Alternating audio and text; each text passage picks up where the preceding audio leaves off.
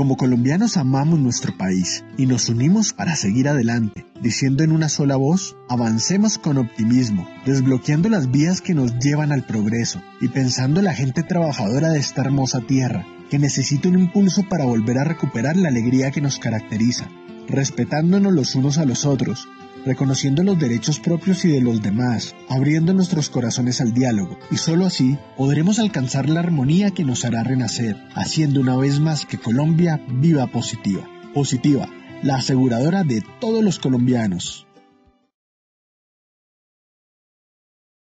Muy buenos días para todos nuestros asistentes. Les damos una cordial bienvenida desde Positiva Compañía de Seguros y Positiva Educa.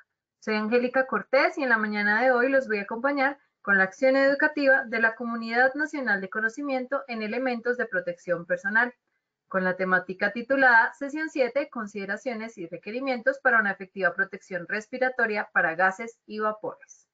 Para esto le vamos a dar la bienvenida a nuestro experto de la comunidad, el ingeniero Julio Ricardo Patarroyo Montejo. Él es ingeniero industrial, especializado en gerencia de mercados y en gerencia de salud ocupacional. Es docente universitario en posgrados de seguridad y salud en el trabajo y entrenador de entrenadores en estándares de seguridad y salud en el trabajo, OSHA y NIOSH. Ingeniero Julio, muy buenos días y bienvenido.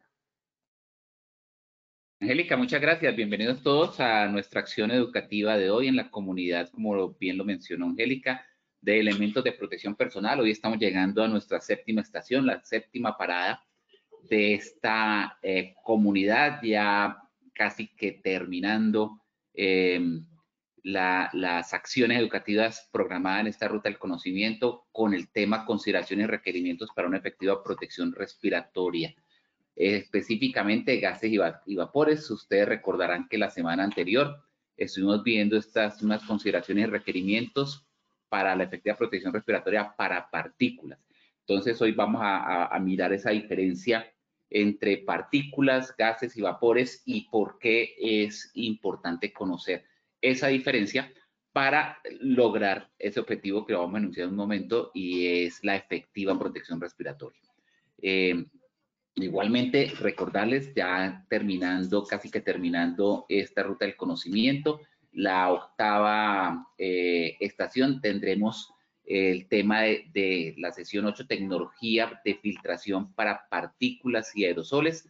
Allí vamos a aprender o vamos a repasar esos conceptos de cómo es el mecanismo de filtración, cómo es la técnica de filtración, por qué los filtros filtran partículas y aerosoles, humos, y neblinas, y esa acción educativa la tendremos dentro de un mes. Para el 1 de noviembre está programada esta acción educativa. Bueno, más adelante les recordaré otras acciones educativas que tendremos en otras comunidades. Bueno, sin más preámbulo, Angélica, por favor, ayúdame con el sondeo inicial. Claro que sí, ingeniero. Bueno, les recordamos a todas las personas que están conectadas que a lo largo de esta acción educativa realizamos 2 sondeos, uno al iniciar y otro al finalizar. El objetivo del sondeo inicial es saber con qué conocimientos llegan nuestros asistentes y el objetivo del sondeo final es saber con cuáles se retiran. Recuerden que sus respuestas no determinan el certificado de participación que obtendrán de esta acción educativa, entonces pueden responder con total libertad. Vamos con la primera pregunta. Son factores que influyen para la protección respiratoria. A, exposición, frecuencia respiratoria y concentración. B, fuente generadora del gas o vapor. C, marca de los EPPs, de los elementos de protección personal. Entonces, por favor, seleccionen la respuesta que ustedes consideren correcta. Vamos a darles unos segunditos mientras ustedes deciden. Vamos a ver el resultado de esta primera pregunta. Dice A, exposición, frecuencia respiratoria y concentración, 74%. B, fuente generadora del gas o vapor, 13%. C, marca de los EPPs, 13%. Vamos con la segunda pregunta de nuestro sondeo. Son condiciones para la vida útil del respirador. A, humedad. B, respiración del usuario. C, concentración de todas las anteriores. Bueno, veamos el resultado de esta segunda pregunta. A, humedad 2%, B, respiración del usuario 4%, C, concentración 4%, D, todas las anteriores 89%. Vamos con la tercera y última pregunta. Para seleccionar el respirador correcto se debe tener en cuenta A, ajuste a la cara, B, tipo de contaminante, C, todas las anteriores. También les recordamos que si a lo largo de esta acción educativa tienen alguna pregunta que hacerle al ingeniero Julio, lo pueden hacer a través del chat. Bueno, vamos a ver el resultado de esta tercera y última pregunta de nuestro sondeo inicial. Dice A, ajuste a la cara 4%, B, tipo de contaminante 9%, C, todas las anteriores 87%. Bueno, muchas gracias a todos ustedes por sus respuestas. Entonces, vamos a dar ahora sí inicio a nuestra acción educativa de hoy, ingeniero. Muchas gracias, Angélica. Bueno, estamos llegando más o menos a sobre los 90 personas conectadas, 90 participantes. Además de este objetivo que nos plantea Angélica de las preguntas del sondeo inicial, el sondeo final, para saber con qué conocimiento llega y con qué conocimiento sale, pues también nos sirve a nosotros para poder mirar de acuerdo a los objetivos propuestos, donde hay una dispersión en el conocimiento, donde pueden haber más inquietudes, más dudas en términos generales, y eso pues nos ayuda a poder orientar también la presentación, a poder saber dónde podemos ir un poco más lento para poder dejar los conceptos más claros, que ese es nuestro propósito, tratar de dejar los conceptos más claros, y donde hay algunos porcentajes donde hay mayor cantidad de acierto. Entonces, aquí vemos que la primera pregunta, cuando hablamos de que cuáles son los factores que influyen en la protección respiratoria, pues digamos hay un porcentaje por debajo del 75, tenemos el 74%, hay una dispersión entre fuente generadora y marca del respirador, 13%, de una vez les voy indicando, en la protección respiratoria no debería influir la marca la debe tener uno como un elemento de confianza. Si confiamos en nuestro proveedor, si confiamos en nuestra marca, si es una marca conocida, si es una marca que hemos probado, o que podemos tener referencias de personas que la hayan probado, obviamente es importante considerarla en un proceso de selección, pero en la protección respiratoria no influye para nada. ¿Por qué razón? Porque si estamos usando una excelente marca, una marca top, que podemos considerar en el mercado colombiano, una marca reconocida y que tenemos muy buenas referencias sobre ella, pero no estamos utilizando los medios filtrantes correctos. Me explico, si estamos expuestos como al contaminante, a los contaminantes que vamos a revisar hoy, que son gases y vapores, y resulta que estamos utilizando un filtro para partículas, pues ahí no va a ser importante la marca, porque puede ser la mejor marca, pero si estamos usando el filtro equivocado, entonces estamos utilizando no estamos teniendo una protección respiratoria efectiva, independiente de la marca que estemos usando. Entonces, pues, por ahí empezamos a descartar la marca, lo mismo la fuente generadora. Independiente de la fuente generadora, pues debemos tener una buena y efectiva protección respiratoria para el contaminante.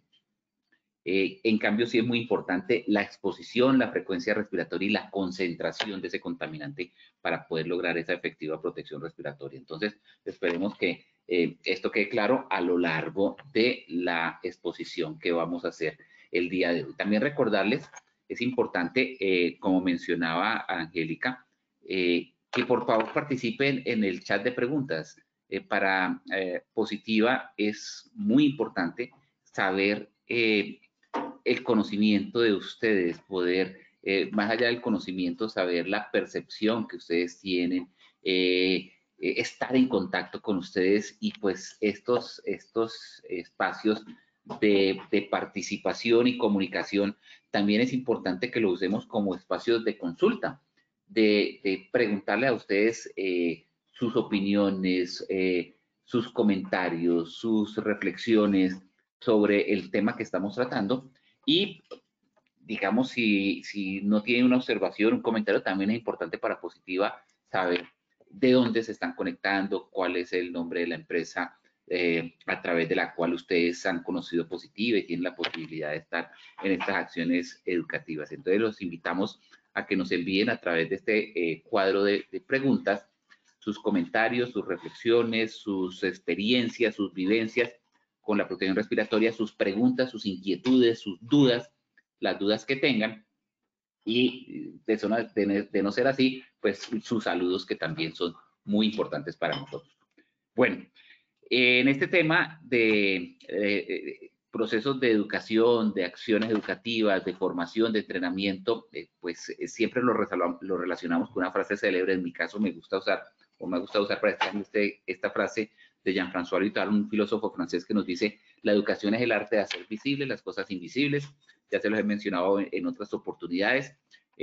Me gusta como símil, como metáfora para lo que hacemos en seguridad y salud en el trabajo, que es en esas áreas de trabajo poder hacer visible esas situaciones que son invisibles para poderlas detectar, para poderlas contratar.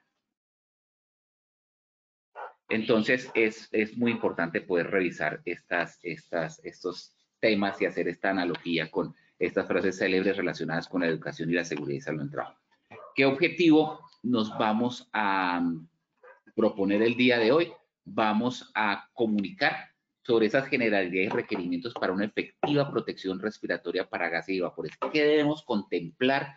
¿Qué debemos tener en cuenta para que, si tenemos un contaminante que es un gas o un vapor, pues podamos hacer esa efectiva protección respiratoria? Muchas veces lo he repetido, lo mencionamos hace 8 días con la acción educativa de la efectiva protección respiratoria para partículas, que no todo lo que nos colocamos en la nariz y boca para protegernos del entorno, pues nos va a proteger de todos los contaminantes.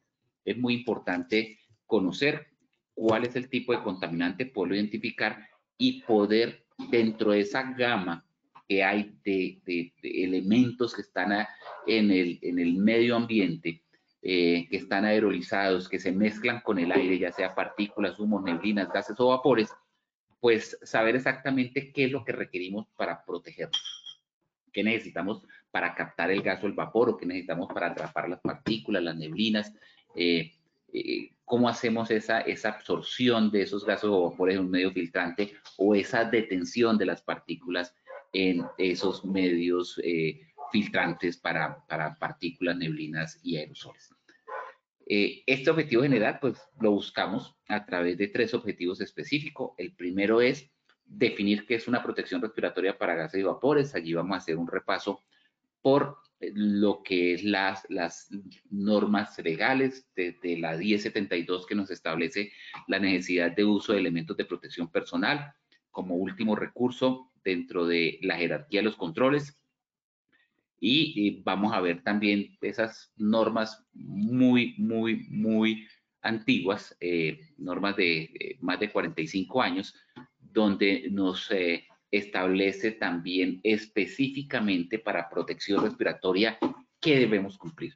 Porque si bien es cierto, la 1072 nos está hablando de la necesidad de una jerarquía de controles donde el elemento de protección personal es el último nivel de control, cosa que, como lo he repetido en múltiples ocasiones, estoy en total desacuerdo sobre este tema de una jerarquía, no de que se use, sino de que exista una jerarquía. No debería existir una jerarquía. No nos habla específicamente de protección respiratoria, nos dice simplemente que los elementos de protección personal es un nivel de control que se debe adoptar o se debe contemplar en última instancia como último recurso dentro de unas 5 jerarquías que presenta.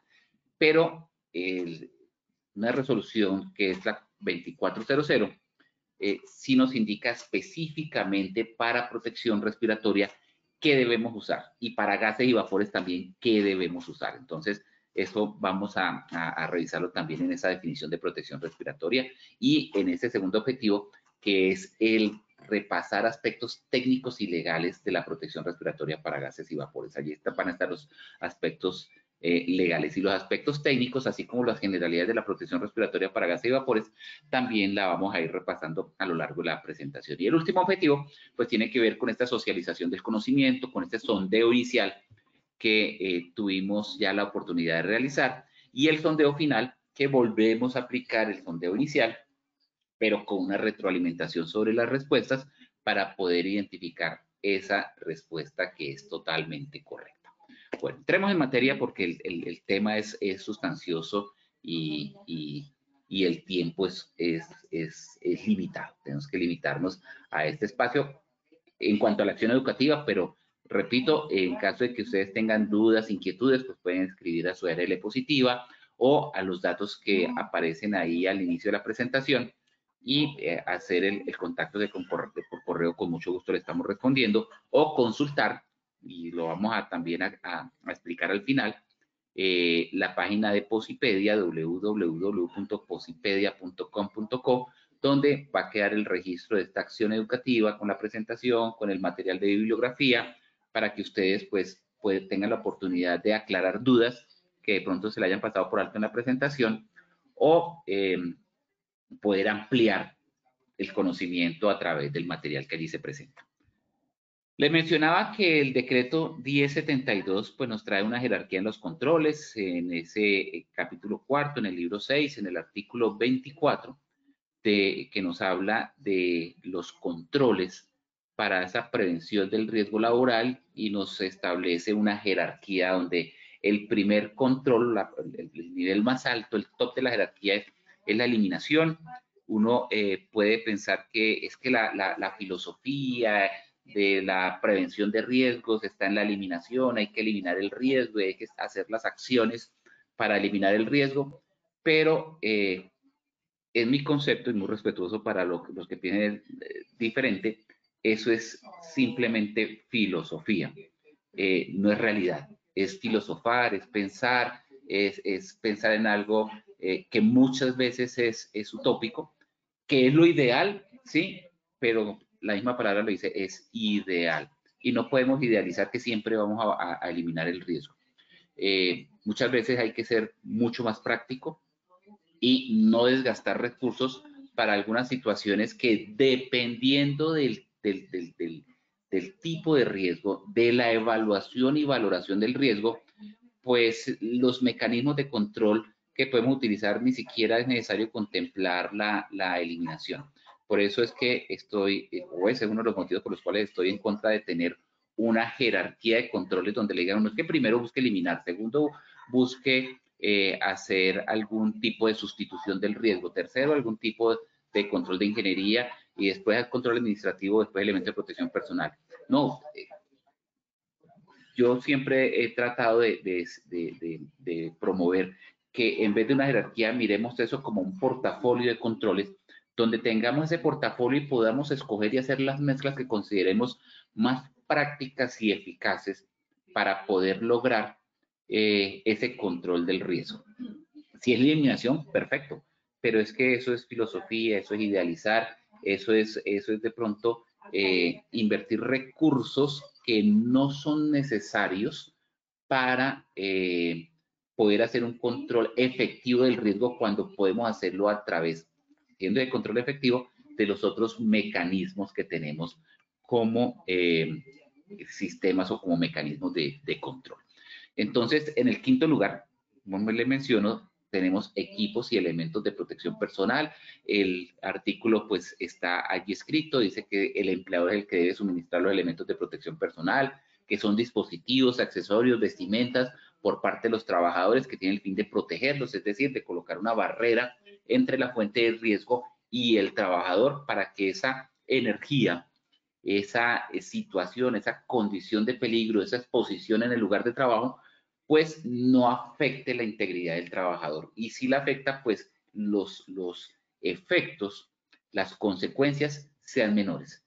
No se va a eliminar el riesgo, no se sustituye el riesgo, la condición se presenta, la situación se presenta, el accidente se presenta, el evento se presenta, pero lo que busca el elemento de protección personal es que las consecuencias sean menores.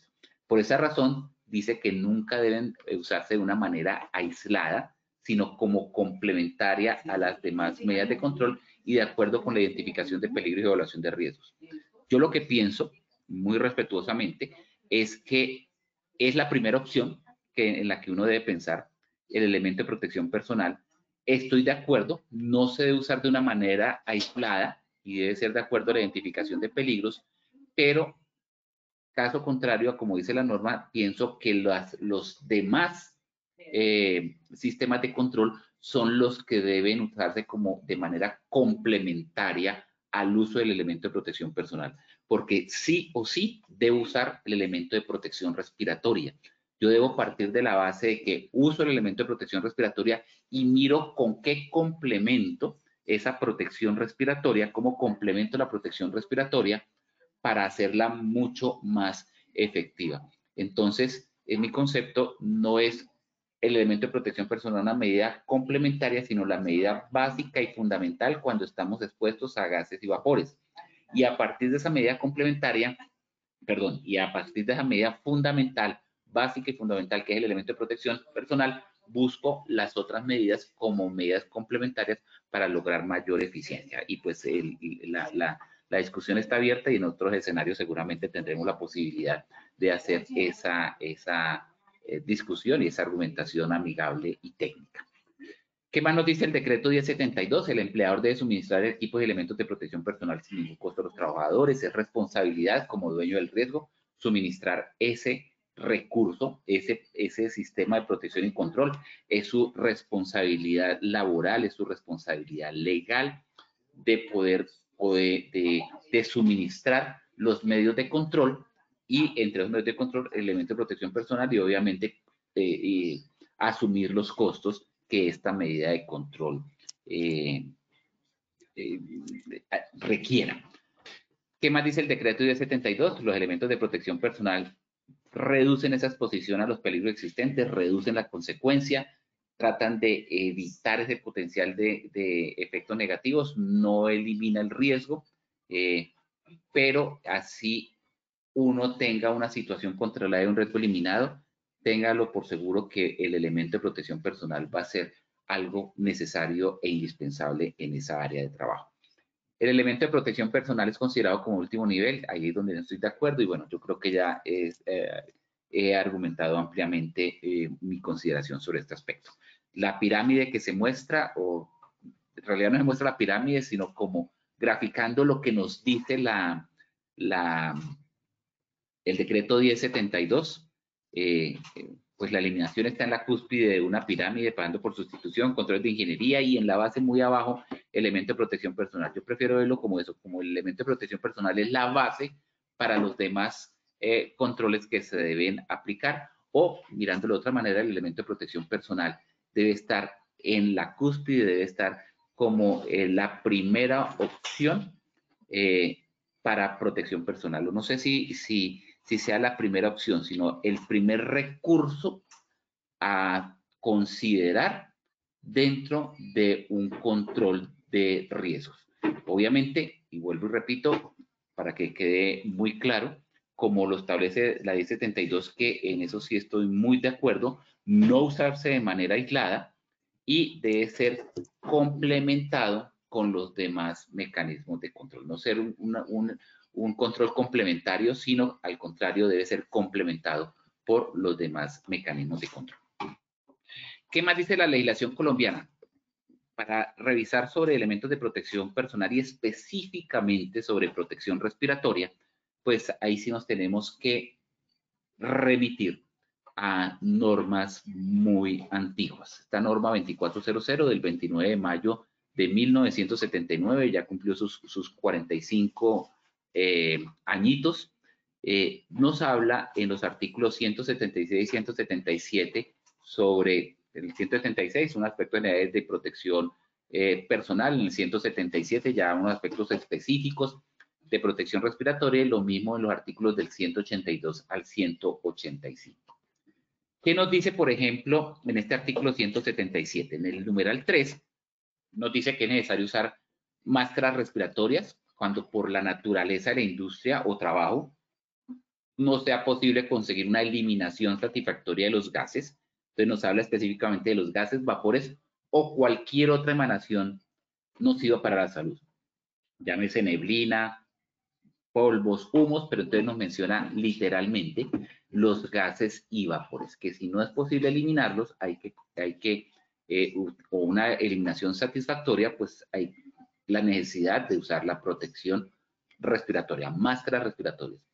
También habla en mascarillas respiratorias en comunicación con una fuente de aire puro o con recipientes de oxígeno en los trabajos que se realicen en atmósferas altamente peligrosas, alcantarillas, lugares contaminados. No me dice, en este momento, recuerde que estamos hablando de 1979, no me habla de qué sería una atmósfera altamente peligrosa, como alcantarillas y lugares contaminados. Hoy día podemos decir que una atmósfera altamente peligrosa, y eso pues podemos ya de pronto relacionarlo con lo que nos trae la resolución 0491 de espacios confinados, de los cuales también hay una comunidad de tareas de alto riesgo aquí con ARL positiva, que vuelvo y repito, se puede consultar en Posipedia, y hay un programa también de capacitación y formación en estas tareas de alto riesgo de espacios confinados. Una atmósfera altamente peligrosa, como dice allí, alcantarillas, lugares confinados, puede ser que tenga una sustancia tóxica, puede ser que tenga una deficiencia de oxígeno, que esté por debajo de lo que está establecido o en lo que el cuerpo humano, de la concentración en volumen de oxígeno, lo que el cuerpo humano requiere para subsistir, para sobrevivir, para la vida, o porque pueden haber atmósferas que se conocen como las IPBS, por su sigla en español, inmediatamente peligrosa para la vida y la salud, o por sus siglas en inglés, IDLH, inmediatamente peligrosas para la vida y salud, por su acrónimo de lo que significa en inglés estas siglas. Entonces, cuando sucede esta situación, aquí nos está diciendo la resolución que se deben usar mascarillas respiratorias en comunicación con una fuente exterior de aire puro, es decir, que no dependa de un medio filtrante, sino debe haber un mecanismo de conexión, una manguera que a la mascarilla, al área de respiración, me traiga aire puro con recipientes de oxígeno. Ahí hay una contradicción porque no es oxígeno lo que trae, es aire respirable, es decir, aire que contiene oxígeno. No es conectarle a la manguera un cilindro de oxígeno, sino conectarle a esa manguera, a esa protección, a ese protector respiratorio, una fuente de aire puro, que puede ser en un cilindro, cilindros de aire, no de oxígeno. Muy bien. Aquí, pues en la presentación hay otros numerales que los trae el artículo 177, el numeral 3, otros literales, que he puesto como más oscuritos, no alcanzan a leer bien, y es porque no hablan de gases y vapores. Hablan sí de protección respiratoria, pero de partículas, polvos, etcétera, como el C, el D, el E. Entonces, por eso no los resalto, sino simplemente para considerar esos numerales que me hablan de gases y vapores, como el literal F, que dice que se deben utilizar respiradores de filtro o cartucho químico para la protección contra la inhalación de neblinas y vapores inorgánicos, orgánicos y dispersores. Este tema del uso de filtro o cartucho químico para la protección o inhalación de vapores inorgánicos, orgánicos, lo vamos a ver en tecnología de filtración. Después, para cuando veamos en el 1 de noviembre y en diciembre, cuando vamos las últimas acciones educativas, la número 8 y la número 9, vamos a hablar específicamente de tecnología de filtración y esa técnica, esos elementos que se utilizan para filtrar gases y vapores y para filtrar partículas que también son totalmente diferentes. Literal G nos habla de las máscaras para la protección contra inhalación de gases ácidos, vapores orgánicos, clorados, fosforados, etcétera. Hoy vamos a ver algo de eso. ¿Cuáles son esas máscaras para protección? Fíjense que hablamos de gases ácidos, de vapores orgánicos, de vapores clorados, de fosforados, neblinas, de vapores de pesticidas, etcétera, etcétera. Entonces hoy a eso se refiere cuáles son los requerimientos que vamos a ver hoy para una efectiva protección respiratoria para gases y vapores. Es lo mismo un gas, es lo mismo un vapor. ¿Qué diferencia hay? ¿Puedo utilizar el mismo cartucho o filtro para un gas, para un vapor? Eso lo vamos a repasar el día de hoy. También aquí reitera el tema que veíamos por allá en uno de los numerales de los literales anteriores, de esa manguera o esa conexión con una fuente exterior de aire puro. Nos dice que debemos usar máscaras de manguera con suministro de aire cuando los trabajadores se encuentren en lugares donde pueda presentar asfixia o envenenamiento. Asfixia por deficiencia de oxígeno, porque los niveles de oxígeno bajan del 19.5% en volumen, o porque hay otras sustancias, como por ejemplo el monóxido, que entran a desplazar el oxígeno. Ahí se puede presentar asfixia o envenenamiento, porque los niveles del contaminante pues sobrepasan un valor límite permitido, un valor que es, como lo mencionaba ahora, el IPBS, inmediatamente peligroso para la vida y la salud, o porque la naturaleza de la sustancia es tóxica, es venenosa y a concentraciones incluso muy pequeñas, pues puede llegar a causar efectos irreversibles para la salud o incluso causar la muerte. ¿Qué nos dice el artículo 178? Pues nos habla de las condiciones y características que deben considerarse para todos los elementos de protección personal, incluida la protección respiratoria. Este artículo es transversal para todos los elementos de protección personal. Estamos hablando hoy de protección respiratoria, gases y vapores. Entonces, este artículo 178 nos dice que debe ofrecer protección adecuada, es decir, protección correcta y orientada al tipo de contaminante, una protección correcta y orientada a vapor o a gas. Es el tema que estamos tratando hoy. Ser confortable en el uso, ser cómodo, que no le ofrezca al usuario peso en la cara. Vuelvo y repito, este numeral, este artículo es transversal para todos los elementos de protección personal. Si estuviéramos hablando de protección para la cabeza, es protección al casco, que no apriete la cabeza, que no sea muy pesado para el trabajador, que no le lesione el cuello, etc. Aquí, como estamos hablando de protección respiratoria, pues lo enfocamos al protector respiratorio para gases y vapores, que no me irrite la cara porque entra en contacto con la cara, que se adapte cómodamente a las dimensiones del usuario. Todas las personas, todos los seres humanos tenemos medidas antropométricas totalmente diferentes. Algunos somos un poquito con la nariz más extendida, otros somos un poquito más corticos de nariz, algunos tenemos de pronto la quijada un poquito más larga, un poquito más corta, son un poquito más cachetones, son un poquito más perfilados en la cara. Entonces, ese elemento tiene que adaptarse porque lo va a usar el trabajador y lo va a usar en su cara en diferentes medidas corporales, entonces tiene que adaptarse cómodamente a la gran mayoría de los tamaños de cara de los trabajadores.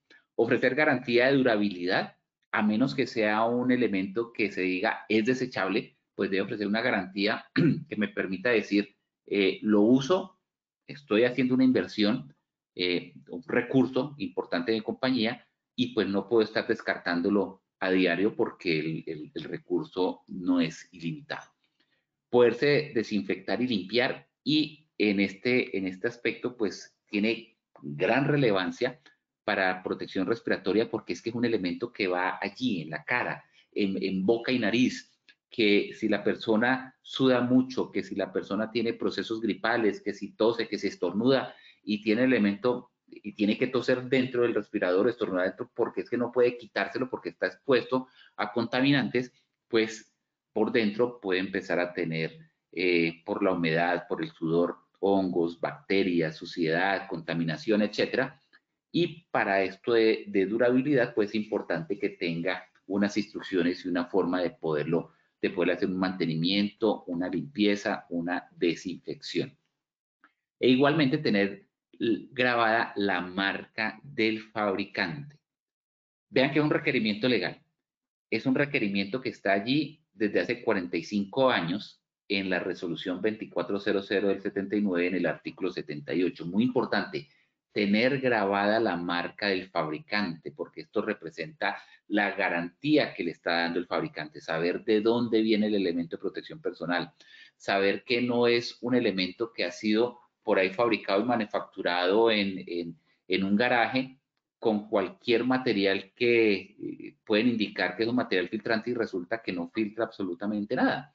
Entonces, es muy importante saber quién es el fabricante para que en caso de que haya una reclamación, y ni siquiera una reclamación, una solicitud de aclaración de esos aspectos técnicos, pues ese fabricante pueda indicarnos y con eso poder nosotros tener un mejor criterio para ese proceso de selección de nuestra protección respiratoria. El artículo 182 nos habla que los equipos protectores del sistema respiratorio deben ser adecuados para el medio en que deben usarse, que se deben tomar las consideraciones, el procedimiento y las condiciones que originen la exposición, como las propiedades químicas, físicas, tóxicas y cualquier otro riesgo de las sustancias con las cuales se requiere protección. ¿Esto qué es? Que debemos analizar el riesgo, que debemos identificar el riesgo, que debemos saber exactamente si a lo que estamos expuestos es un gas o es un vapor o es algún otro tipo de riesgo respiratorio. ¿Esto cómo lo hacemos o cómo lo conocemos? Pues sabiendo exactamente cuál es nuestro proceso, cuáles son las materias primas que utilizamos, cuál es el mecanismo o el proceso, las acciones que se realizan en el proceso. Si hay un calentamiento de materiales, si hay una dispersión de partículas, si hay sustancias que son volátiles, si hay sustancias que a temperatura ambiente se están evaporando, o si en el proceso hay procesos térmicos o pasos térmicos de la sustancia, donde la sustancia a temperatura ambiente no se evapora, pero al aplicarle temperatura, pues empieza a evaporarse, o si la manifestación de la sustancia es un gas, que ahorita vamos a ver eso. Entonces, de ahí se debe basar la selección del equipo. Procedimiento, condiciones que originan la exposición, esa fuente generadora, las propiedades químicas y físicas, cuál es el punto de fusión, cuál es el punto de ebullición, etcétera. Eso nos va dando pie para decir, esta sustancia genera vapores o esta sustancia es un gas y hay que controlar.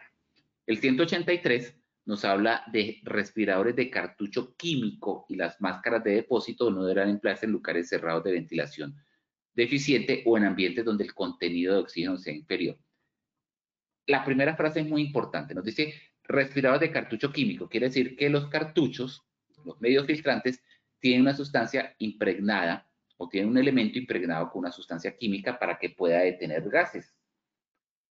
Eso lo vamos a ver en la tecnología de filtración, como lo mencioné después del 1 de noviembre. En esa acción educativa vamos a explicar eso del cartucho químico o el carbón activado que se utiliza que son dos metodologías o mecanismos de filtración.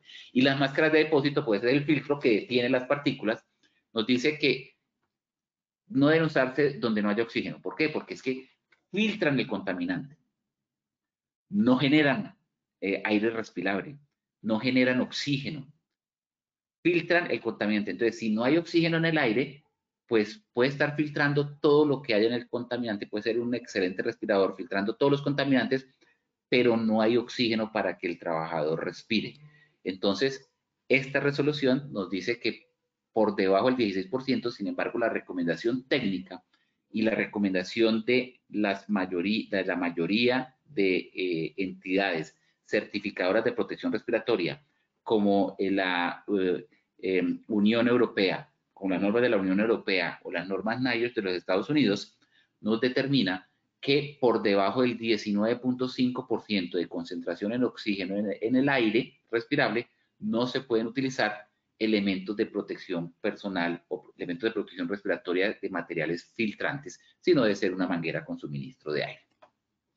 Y el artículo 184 nos dice que toda persona que tenga la necesidad de utilizar un aparato de respiración de aire u otra atmósfera respirable suplida por un depósito o de cartucho será adiestrada, o sea, entrenada en el uso, cuidado y limitaciones. Muy importante el entrenamiento, la capacitación y la formación para usar el elemento de protección personal, como también en caso de emergencia. Y por último, los equipos de protección de las vías respiratorias deben guardarse en sitios protegidos contra polvo, gases. Es decir, si estamos protegiéndonos, pues no podemos después dejarlo expuestos a que se contaminen internamente y después estar respirando directamente esos contaminantes y deben tener una protección adecuada. ¿Qué debemos considerar si estamos hablando de protección respiratoria? El aire que respiramos. El aire que respiramos, que con la polución, con la contaminación, con lo que encontramos generalmente, incluso en el interior de nuestras empresas, pues está compuesto de nitrógeno, oxígeno y otros gases. 78% de nitrógeno, 21% en oxígeno, pero esto es, digamos, un rango que presenta las variables.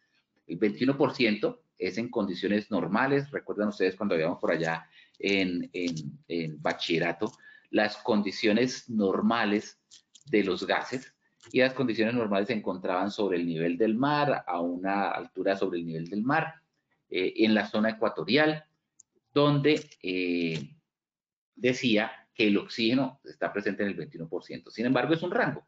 un rango que puede estar entre el 22.5% como nivel máximo y el 19.5% como nivel mínimo. ¿Qué pasa si sobrepasa el 22.5% de los niveles de oxígeno en una atmósfera? Pues se convierte en una atmósfera explosiva y hay peligro de explosión, como lo dice su nombre, una atmósfera explosiva. Y si está por debajo del 19.5, ¿qué sucede? Pues hay deficiencia de oxígeno. Seguramente la persona pues no va a fallecer por estar por debajo del 19.5, pero sí puede empezar a presentar síntomas de anoxia, síntomas de falta de oxígeno, síntomas de fatiga, síntomas de que sus células no están siendo alimentadas con el suficiente oxígeno que necesita para su proceso de vida, para su proceso vital. Y bueno, pues eso hace parte de un tema del funcionamiento de nuestro organismo que no vamos a extendernos en este momento. ¿Cómo se presentan los contaminantes que podemos respirar? Pues pueden ser sólidos, líquidos o gaseosos. Sólidos y líquidos ya vimos, vamos a ver hoy los que se forman o los que se manifiestan en forma gaseosa, específicamente en forma molecular, específicamente gases y vapores. En la acción educativa de la semana pasada veamos el tema de partículas, que son neblinas, humos y polvos. Los invito a que consulten en Posipedia esa presentación, los que no tuvieron oportunidad de verla. Mencionamos gases y vapores, entonces, ¿qué diferencia hay entre un gas y un vapor? Ambas son sustancias que están en estado molecular presente en el entorno y que tenemos la posibilidad de respirar. Diferencia fundamental. El gas son sustancias que a temperatura y presión ambiente, a condiciones normales de humedad y temperatura sobre cualquier superficie de la Tierra, están en estado gaseoso, están en estado molecular. Siempre son invisibles, algunas incluso como el monóxido pueda que no tengan ni olor ni sabor, pero esa es su manifestación en la naturaleza de forma gaseosa. Contrario a los vapores, que los vapores son sustancias que su manifestación, su estado natural es sólido o líquido, pero por algún efecto físico, por algún efecto de temperatura, por alguna reacción química, cambian de su estado natural, sólido o líquido, y se aerolizan, se vaporizan, cambian de estado, se evaporan del líquido, se evaporan del sólido. De la misma manera como cuando con el agua la sometemos a temperatura y empieza a evaporarse. Algunos se evaporan a condiciones normales, algunos como los solventes, como la gasolina, como la acetona, como la mayoría de los solventes, a temperatura ambiente empiezan a evaporarse y por eso es que sentimos los olores. Se caracterizan entonces por su olor. ¿Ok? ¿Dónde podemos encontrar esos valores límites permitidos de las sustancias? Igual que para partículas, en la ACGIH, la Conferencia Gubernamental Americana de Higienistas Industriales, hace un análisis técnico, un análisis científico de las sustancias, hace un estudio orientado a determinar esa sustancia, ese contaminante, ya sea un gas o un vapor, a partir de qué concentración en el ambiente le puede hacer daño al ser humano. Y determina los famosos valores límites permitidos, VLP, o por su sigla en inglés, los TLB. TLB, que en la misma resolución 2400 establece la legislación colombiana como de obligatorio cumplimiento. Es decir, la legislación colombiana dice que los valores límites permitidos de los contaminantes en los entornos de trabajo se deben orientar de acuerdo a lo que establezca la ACGIH, la Conferencia Gubernamental Americana de Higienistas Industriales, en su publicación de TLBs. La última publicación, pues del 2024, ellos anualmente sacan esta publicación y nos dice, vea, el valor límite permitido para esta sustancia es durante 8 horas, 40 horas semanales, tal valor. Y ese valor es el que debemos empezar a tomar como referencia para seleccionar nuestro elemento de protección respiratoria. ¿Por qué razón? El contaminante, gas o vapor, se mezcla íntimamente con el aire. ¿Por qué? Porque está en tamaño molecular, no es un tamaño de micras, de 5 micras como lo veíamos hace 8 días para la protección de partículas, aerosoles y humos y polvos. Es una partícula que entraba y taponaba el alvéolo. En el caso del gas o el vapor, son partículas de tamaño molecular que se mezclan con el aire, que es otro gas, que ingresan al organismo y al estar mezclado con el aire, con el oxígeno, en ese intercambio gaseoso que hay con el pulmón, donde entra el oxígeno y sale el CO2, pues también entra el contaminante y entra el contaminante directo al flujo sanguíneo, causando los diferentes efectos sistémicos. Entonces entra muy fácilmente. ¿Qué factores influyen en esa exposición? Primero, el tiempo de exposición. A mayor tiempo de exposición, si no estoy protegido, pues obviamente voy a tener o voy a recibir con el aire mayor contaminante que se me va a mezclar con la sangre y lograr esos efectos sistémicos. La concentración del contaminante. ¿Qué tanto contaminante hay? Recuerden que les mencionaba los valores límites permitidos. Entonces, no solamente llegar a ese valor límite permitido, sino que se supera y se supera por una vez, 2 veces, 10 veces, 100 veces, por muchas veces el valor límite permitido. Entonces, a mayor concentración del contaminante, más entra a nuestro organismo contaminante. Frecuencia respiratoria, pues no todos tenemos la misma frecuencia respiratoria, algunos respiramos más pausadamente, otros respiramos más frecuentemente. Incluso nosotros mismos durante nuestra edad, durante nuestra vida, respiramos de manera diferente cuando éramos niños, cuando éramos adolescentes, cuando éramos adultos jóvenes, cuando somos adultos mayores, respiramos con una frecuencia diferente. Y en el trabajo, dependiendo de la carga de trabajo, de la carga de esfuerzo que realizamos en nuestro trabajo, pues también nuestra frecuencia respiratoria sube o baja de acuerdo a esa demanda de energía que necesitamos. Si necesitamos mayor demanda de energía y estamos haciendo trabajo fuerte, trabajo pesado, pues seguramente nuestra frecuencia respiratoria, como cuando hacemos ejercicio, se aumenta. Y a mayor frecuencia respiratoria, mayor flujo respiratorio, pues va a entrar más contaminante en nuestro organismo. La toxicidad. De acuerdo a la toxicidad de sustancias, hay unas sustancias, todas las sustancias químicas, de acuerdo a esa concentración, son tóxicas, pero algunas son más tóxicas a menores niveles de concentración. Algunas son corrosivas, algunas son venenosas. Entonces, de acuerdo a la toxicidad, pues también influye en la protección respiratoria que necesite. Y la otra, la sensibilidad individual.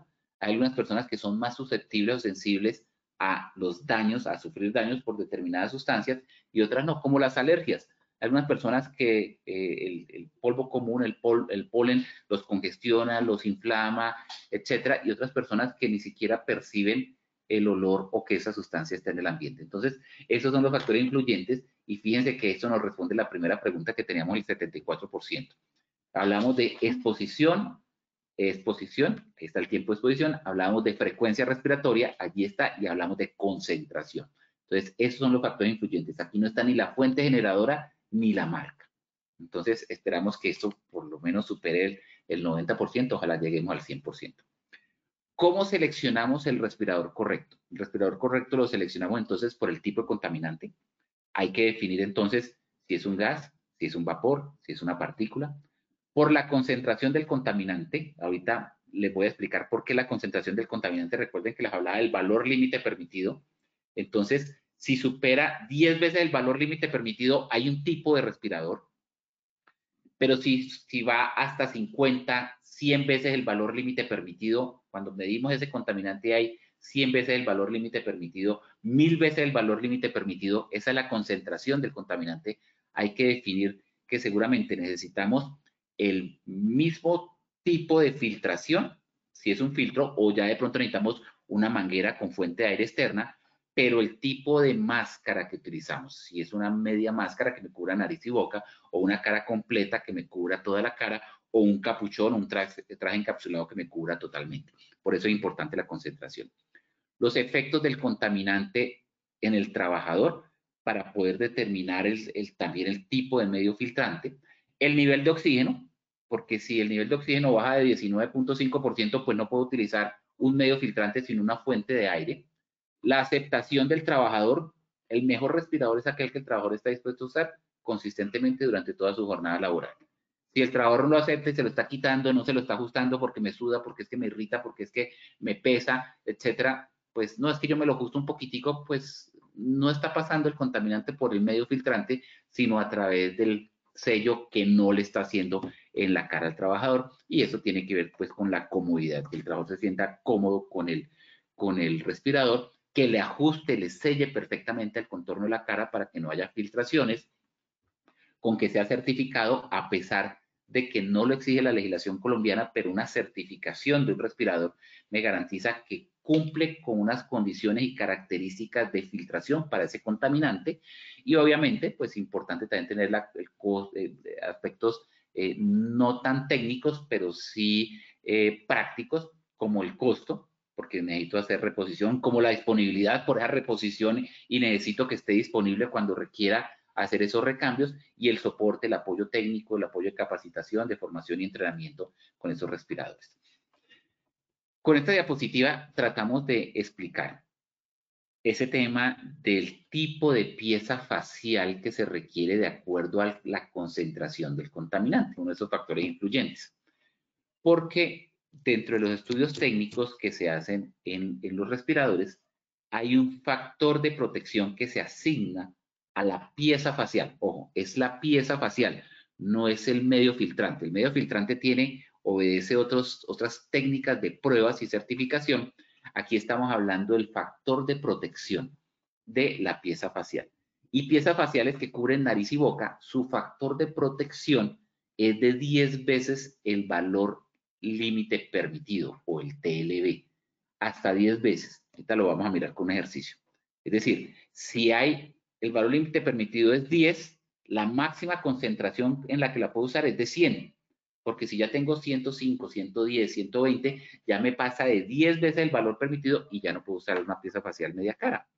¿Qué tengo que usar? Una pieza facial cara completa, o una pieza facial con suministro de aire, como los otros elementos que vemos aquí en lila, en azul un poco más oscuro, donde haya un suministro de aire, donde haya una fuerza motorizada, un filtro motorizado de aire forzado que me llegue a la área respiratoria, con pieza facial cara completa que me permiten mayor nivel de protección. Pero entonces no está en el filtro, sino en el tipo de la pieza facial.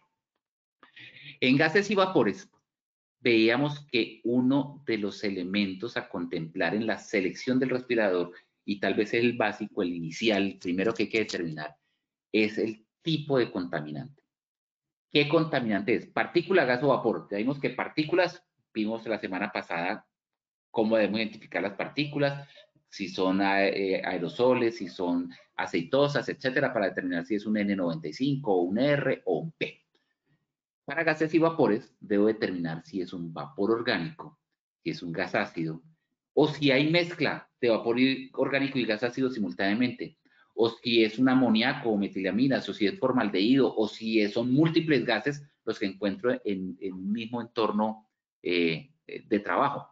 Y de acuerdo a eso, y los colores que están allí son puestos adrede, porque dentro de las certificaciones de los productos, esos son los colores que utilizan los cartuchos y los medios filtrantes para identificar que están orientados: el negro para vapores orgánicos, el blanco para gases ácidos, el amarillo para vapores orgánicos y gases ácidos simultáneamente, el verde para amoníaco y metilamina, un verde oliva para formaldehído, el negro con verde oliva para formaldehído, y un verde oliva con anaranjado para cloromercurio o contaminantes de este tipo, vapores de este tipo. Entonces es muy importante. ¿De dónde se sabe el tipo de contaminante? En el tipo de proceso, en los materiales a utilizar, en los insumos, en las materias primas, sabemos qué contaminante hay, y ahí sabemos entonces qué tipo de cartucho utilizamos. Segundo lugar, determinar el nivel de riesgo. Les estaba hablando de qué contaminante hay en el ambiente. Entonces, es muy sencillo, de acuerdo a esa medición que se hace también de una manera técnica, utilizando las técnicas de la higiene industrial, medir qué tanta concentración hay del contaminante que esperamos tener de acuerdo al proceso, y comparado con el valor límite permitido. Entonces, miramos el índice de riesgo, que es la concentración del contaminante dividido entre el valor límite permitido, y eso nos da un índice de riesgo. Ejemplo: el contaminante ácido clorhídrico, valor límite permitido 2 partes por millón. Le pedimos a un higienista industrial, a alguien especializado, que nos mida cuál es la concentración medida en el ambiente. Nos dice señor, la concentración media en el ambiente nos dio 18 partes por millón. Ah, bueno, ¿qué factor de riesgo tengo? 18 partes por millón, cuando mi valor límite permitido es 2 partes por millón, de acuerdo al TLB, de acuerdo a la ACGIH, quiere decir que mi índice de riesgo es 9. Si mi índice de riesgo es 9, es menor de que 10, entonces como es menor que 10, me voy a mi cuadrito que me dice que menor que 10 puedo utilizar una pieza facial media cara con cartucho para, en este caso, estamos hablando de un ácido clorhídrico, es un gas ácido, podría usar un cartucho blanco en una media cara, que es para ácido clorhídrico, como protección respiratoria. ¿Qué respirador debo usar? Media cara con cartucho para gases ácidos. ¿Okay? Les va a quedar aquí en la presentación un diagrama para la selección como un flujograma para la selección de la protección respiratoria, donde está de manera resumida y esquematizada por lo que les acabo de decir, identificar el contaminante, saber si la concentración es conocida, si es desconocida tenemos que ir a lo máximo, un equipo autocontenido, un suministro de aire, si la concentración está por debajo del 19.5% de oxígeno en el aire, pues no puedo utilizar un medio filtrante, nuevamente un autocontenido, y de ahí en adelante, pues hacer la comparación con el TLB, si es más de 10 veces el TLB, utilizar una cara completa, si es menor de 10 veces, pues utilizar una media cara y así determinar el tipo de material filtrante y el tipo de máscara, de pieza facial que requiero. Limitaciones, ya las hemos mencionado. No usar por debajo de 19.5% de oxígeno porque no suministran oxígeno. No usar en atmósferas inmediatamente peligrosas para la vida y la salud o IDLH, porque estas atmósferas, esta definición de IDLH es una atmósfera que la concentración es tan alta que en tiempo muy corto de exposición, menor a 15 minutos, la persona puede tener efectos irreversibles a la salud, así se saque a un sitio ventilado, ya el efecto quedó o puede llegar a morir. Entonces un medio filtrante no es suficiente, debe tener un suministro de aire porque el medio filtrante, como lo vamos a ver en las próximas acciones educativas, se saturan y cuando se saturan se llenan de contaminante y empiezan a dejar pasar el gas y el vapor. Lo vamos a explicar en la tecnología de filtración. Y seguir entonces, por lo tanto, las instrucciones del fabricante para un recambio programado, para saber su vida útil, porque pues hay una vida útil, la vida útil depende de varios factores, de la naturaleza del contaminante, de la concentración, de la respiración, de la humedad. Por esto no se preocupen que lo vamos a explicar en la tecnología de filtración. Importante entonces conocer, en resumen, tipo de cartucho, gas ácido, vapor, cloromercurio, formaldehído, amoníaco, etcétera. ¿Qué tipo de cartucho? Segundo, que permita la comunicación, que yo me lo pongo, no me entiende nada porque es que me puse algo en boca y nariz y no me permite la comunicación. Y tercero, que sea de fácil utilización y que sea un elemento muy cómodo.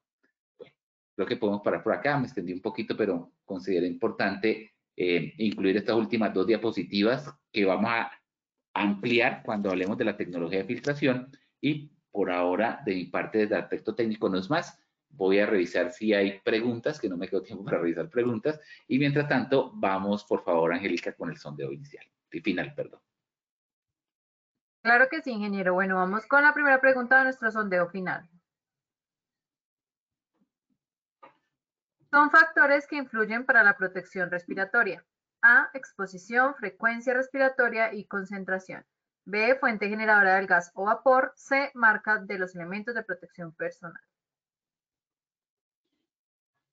Bueno, Inge, si quieres, mientras nos van respondiendo, como estamos colgaditos de tiempo, aquí Perfecto. hay una pregunta. Nos pregunta, si quieres, aquí estoy leyendo una, me dice, gracias Angélica, dice Jairo Pinzón, en caso de tos permanente, infección respiratoria, debería estar incapacitado para laborar con esta sintomatología totalmente. Ustedes saben que cualquier problema que tenga de salud del trabajador debe consultar con su EPS. En su EPS indicar que su tipo de trabajo y que está expuesto además a contaminantes, que tiene que utilizar protección respiratoria y seguramente va a tener su incapacidad. Y como medida preventiva, dentro el cuidado de salud de los trabajadores, pues obviamente las personas responsables de administrar el sistema de gestión de seguridad y salud en el trabajo, pues deben remitir al trabajador, a su médico tratante, porque además no sabe ese proceso infeccioso, ese proceso de complicación respiratoria, cómo lo puede afectar en un ambiente contaminado, así tenga protección respiratoria. Vamos, Angélica, y ahorita en la siguiente pregunta respondemos Claro. la inquietud. Bueno, Inge, vamos a conocer el resultado de esta primera pregunta. Vamos a ver qué respondieron nuestros asistentes. A, exposición, frecuencia respiratoria y concentración 83%, B, fuente generadora del gas o vapor 14%, C, marca de los elementos de protección personal. Inge, ¿cuál era la respuesta correcta? La respuesta correcta es la A, subimos del 74% al 83%. Es exposición, frecuencia y concentración, como lo mencioné al inicio de la presentación y ahorita hacia el final lo volví a repetir. Bueno, muy bien, entonces por esas personas que seleccionaron la respuesta A. Vamos con la segunda pregunta. Son condiciones para la vida útil del respirador. A, humedad, B, respiración del usuario, C, concentración, D, todas las anteriores. Bueno, mientras tanto voy a responder a la pregunta de Shirley Gutiérrez. Dice, en una estación de servicio las personas que despachan el combustible y trabajan al aire libre, que pueden respirar vapores de combustible, ¿es requerido alguna protección respiratoria? En mi concepto, sí. Sin embargo, es un concepto. ¿Qué se debe hacer? Saber exactamente cuál es el nivel de exposición, cuál es el valor límite permitido para vapores de gasolina, en este caso, que allí están presentes en el TLB, en el libro de la ACGIH, hacer una medición técnica para saber exactamente durante su jornada laboral cuánto vapor puede estar emanando en el medio ambiente, en la zona respiratoria. Las técnicas pues indican que la detección se hace muy cerca a la zona respiratoria. Ahí se determina cuánto es la dosis que la persona está respirando de ese vapor a diario y se determina si supera el TLB o si llega por lo menos al 50% del TLB, que es desde el punto de vista de higiene cuando se decide a optar por una protección respiratoria. Si no se supera, por lo menos, dependiendo de la susceptibilidad individual, sí podría haber la necesidad de utilizar una protección para niveles molestos de esos vapores. Niveles molestos es que no superan el valor límite permitido, pero le pueden generar alguna molestia al trabajador. Ok, ingeniero, muchas gracias. Vamos a ver los resultados entonces de esta segunda pregunta. Vamos a ver qué respondieron. Dice A, humedad 0%, B, respiración del usuario 4%, C, concentración 2% y un 95% dice que la respuesta es de todas las anteriores. Ingeniero, ¿están en lo cierto o se equivocaron? Están en lo cierto y subimos del 89% al 95%, todas las anteriores. Hay que tener en cuenta para la vida útil la humedad, la frecuencia respiratoria, la concentración del contaminante, todo es correcto. Entonces, la D era la respuesta correcta. Bueno, muy bien, entonces por todas las personas que seleccionaron la respuesta D. Vamos con la tercera y última pregunta. Para seleccionar el respirador correcto se debe tener en cuenta A, ajuste a la cara, B, tipo de contaminante, C, todas las anteriores. No tengo aquí más preguntas para leer. Si tú tienes alguna pregunta adicional ahí en tu registro, Angélica, con mucho gusto. A ver, Inge, acá dice, ya leíste el de la estación de servicio, ¿cierto? Sí. No, no hay más preguntas. Perfecto. Solamente son esos dos.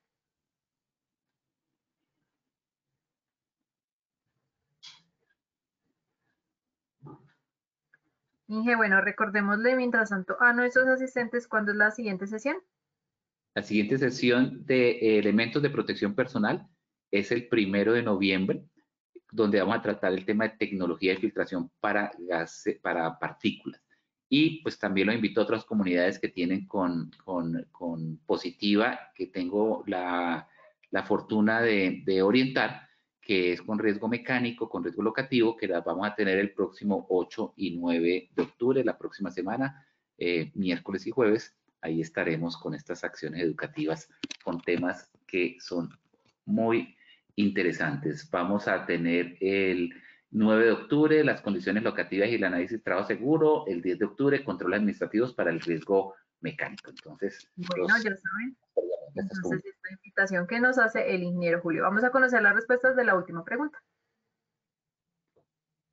Dice A, ajuste la cara, 3%, B, tipo de contaminante, 18%, C, todas las anteriores, 78%. Bueno, Inge, ¿cómo nos fue con esta? Nos fue bien, la respuesta es todas las anteriores. Es muy importante para la selección tener en cuenta el ajuste a la cara, el tipo de contaminante. Las dos son muy importantes. Entonces ahí la respuesta correcta era todas las anteriores. Bueno, muy bien por las personas que contestaron C. Ingeniero, muchísimas gracias por compartir con nosotros de esta acción educativa de tu comunidad. Entonces nos veremos en la siguiente sesión. Claro que sí. Nos vemos la próxima semana en las acciones educativas de las comunidades de riesgo mecánico y riesgo locativo, condiciones locativas, y dentro de un mes en esta comunidad de elementos de protección personal, 1 de noviembre, con el tema tecnología de filtración. Bueno, Inge, muchas gracias.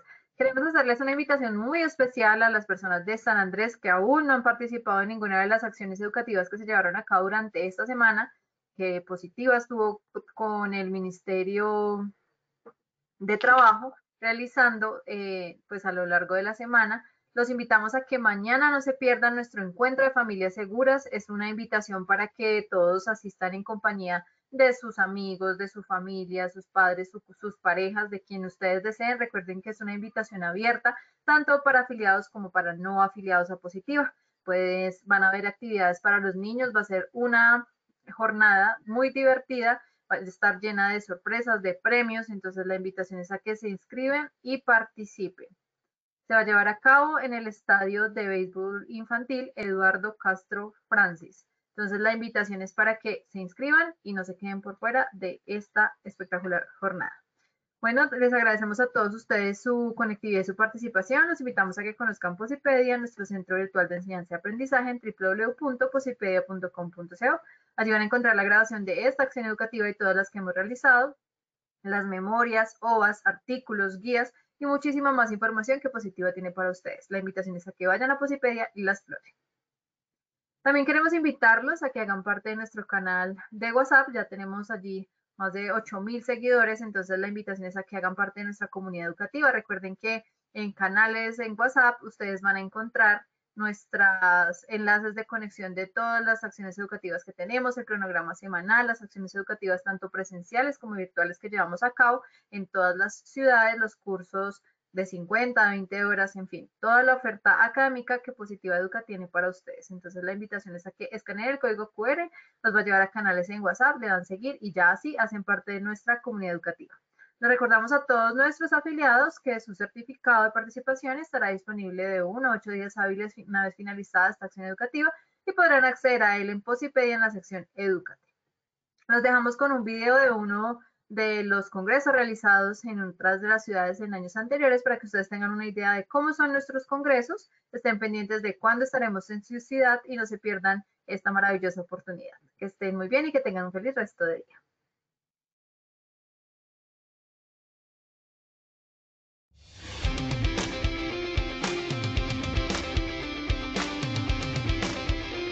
Siempre será un honor estar en estos espacios que como técnicos siempre nos enriquecen. Muchas de las charlas han sido supremamente fructíferas y nos traen conceptos nuevos y nos da un enfoque diferente de la seguridad y salud en el trabajo. Este espacio me ha ayudado a reconocer algunas falencias en temas de equidad de género que tenemos a nivel institucional y gracias a la ponencia puedo llevarme toda esta actualización jurídica y poder empezar a hacer programas dentro de nuestra institución. Al trabajador no solo evitar el accidente de trabajo en la enfermedad laboral, sino mejorar la calidad de vida, y al empresario mostrarle que la inversión en la prevención es rentable para la empresa. La compañía ha venido un camino de innovación en todo el tema tecnológico. Hoy estamos muy atentos y muy de la mano de las nuevas tecnologías, en todo el tema de realidad virtual, en todo lo que es el tema de inteligencia artificial. Las conferencias todas son supremamente importantes, tienen actualidad normativa, tienen el tema de la alegría, de la felicidad, del comportamiento humano. Es indudable que aporta mucho al comportamiento que debemos asumir como organización, como personas, como trabajadores. Queremos Agradecer a la Universidad de Antioquia, a la Sociedad Colombiana en Medicina del Trabajo, la Corporación de Salud Ocupacional y Ambiente, a todas esas instituciones que han venido, que se han convocado y que han dado todo ese soporte institucional para el éxito de este evento Antioquia Más Positiva.